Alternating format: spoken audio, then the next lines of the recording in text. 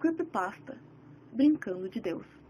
Meu nome é Jéssica, tenho 20 anos e sempre fui viciada em The Sims, mas tinha algo que eu gostava mais no The Sims era ver os acidentes acontecerem. Nunca pensei que isso me afetaria de alguma forma, mas me afetou e muito. Mas vou contar minha história para vocês. Quando eu tinha 11 anos, meu primo veio morar com a gente, porque aconteceu algo meio inusitado com essa família. Seu irmão e pais morreram de causas não naturais. A polícia, quando investigou o caso, falou que foi um acidente doméstico, mas o mais estranho é, como pode todos morrerem pelo mesmo motivo? Meu primo, quando chegou em casa, só tinha as roupas dele e um CD do The Sims que ele achou dentro de uma disqueteira. Ele nunca falou aonde tinha encontrado ela. Ele só disse que era o único jogo favorito.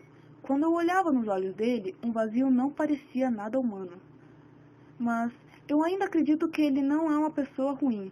Algo me diz que ele só está querendo ser salvo de alguma coisa muito ruim que a atormenta. Sempre que olho, uma aura negra está em cima dele. 2 anos se passaram, e ele ainda era uma pessoa muito reservada. Eu perguntava, tentava conversar com ele, mas ele só falava: "Faça a gritaria parar, por favor!" Isso acontecia sempre que eu tocava no assunto sobre os pais dele e o seu irmão, e o humor mudava. Não era nem de perto o mais amigável de todos. Uma vez, uma amiga e eu estávamos conversando sobre jogos e ele comentou sobre o The Sims. Aquele típico jogo de menininha, onde você construía sua casa, mudava o rosto e corpo dos personagens, e eu sempre fui apaixonada por essas coisas, principalmente quando podia reproduzir os personagens com minhas características. Quando acordei no dia seguinte, meu primo entrou no quarto e perguntou: "Ei, Jê, quer jogar The Sims comigo?" Eu fiquei impressionada, e logo vi uma chance de saber um pouco mais sobre ele e saber o que aconteceu. Sentamos no computador, ele me ensinou como instalar, fazer os personagens, e notei que quando cliquei no jogo para abrir um leve chiado das minhas caixinhas de som, eu não prestei atenção na hora.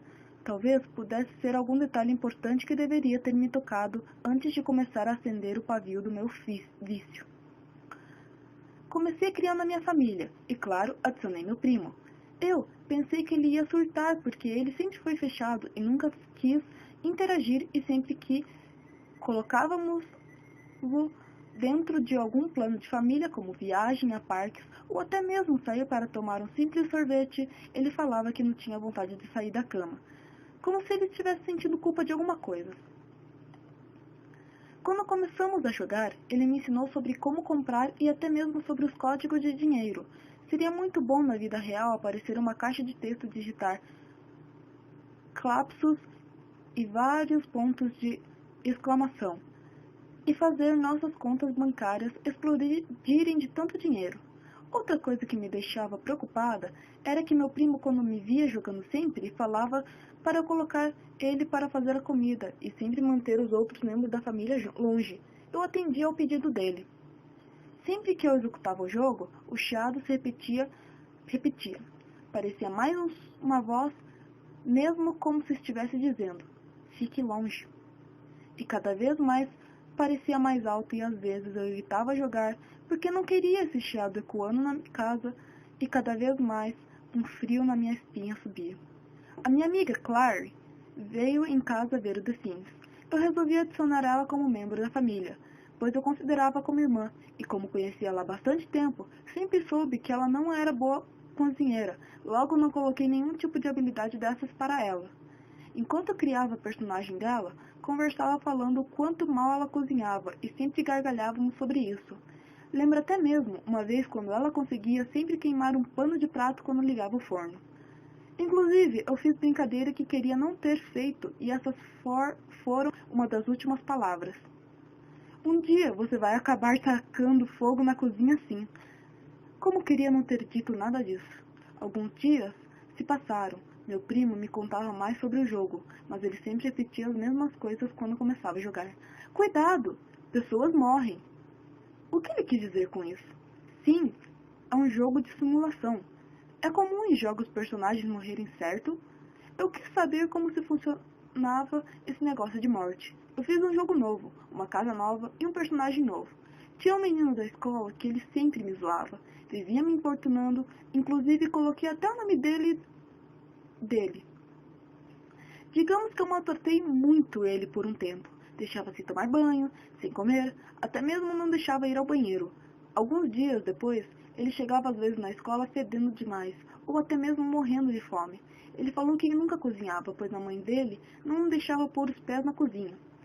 Ao chegar em casa, eu resolvi entrar no jogo e fazer um teste. De propósito, eu o coloquei na cozinha para preparar algo para comer.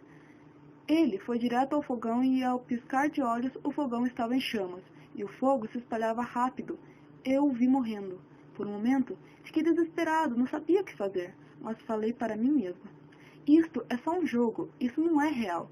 É ridículo eu ficar preocupada à toa. Quando de repente, a morte apareceu para levar a alma dele. Ele não fez como em todos os jogos, levou e foi embora. Ele ficou cerca de 5 minutos. Quando olhava para o relógio, esses 5 minutos se tornavam 10. Ele apenas ficava ali parado.